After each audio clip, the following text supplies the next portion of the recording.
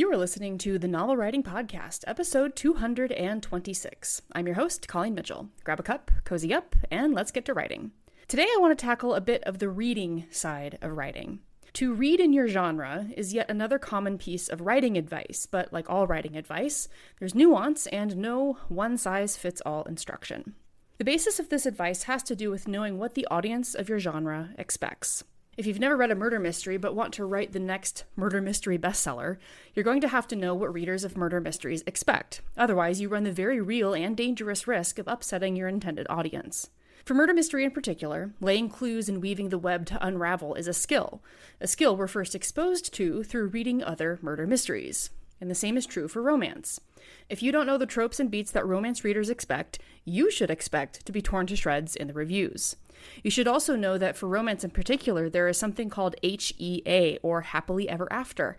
And if in your blurb you don't include this, then some people won't read it. That's just the behavior of certain readers of romance. They expect certain things, and they will not read it if they don't know that thing is included. Knowing what readers expect in each genre is incredibly important as a writer. But on the other hand, many writers are concerned that if they read too much in their genre, that they'll end up accidentally stealing ideas or techniques or plots from the books that they're reading for use in their own books. I'd say I hate to break it to you, but someone needs to say it. There is nothing new under the sun. As unique as you think your story idea is, all stories, regardless of genre, have already been told.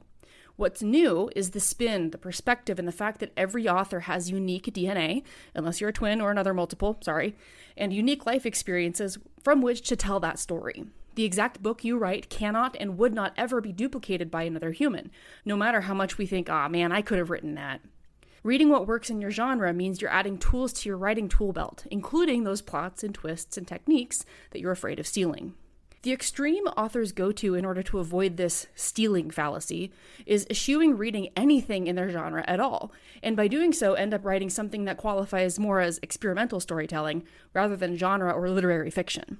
Experimental stories are not for beginners. You need to know the rules in order to break them, and that includes genre expectations.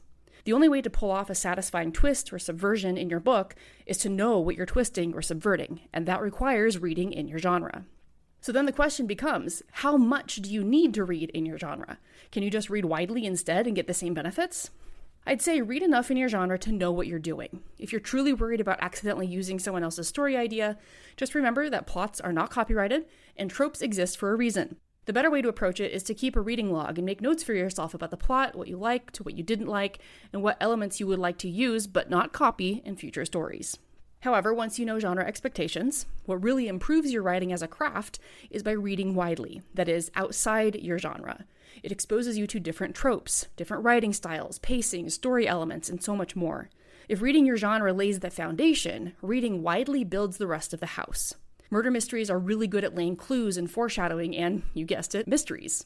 Thrillers are top-notch at building tension and suspense, which keeps readers flipping pages while on the edge of their seats as they bite their fingernails.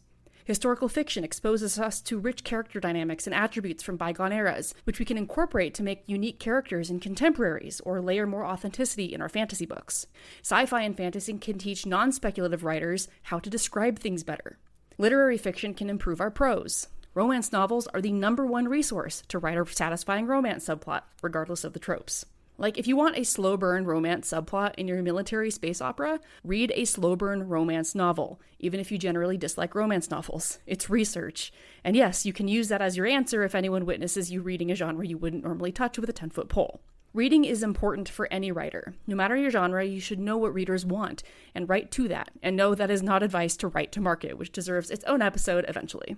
But that is it for today's episode. For the script of this episode, which is essentially the transcript, check out the Substack link in the description. They are free to access, but if you'd like to support the podcast and watch unedited interview videos, please consider subscribing.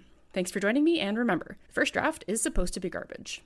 The Novel Writing Podcast is a production of Colleen Mitchell Writes. For more writing resources, including Curios, Tally Inc. author services, and the 60-day novel writing challenge, check out the links in the description.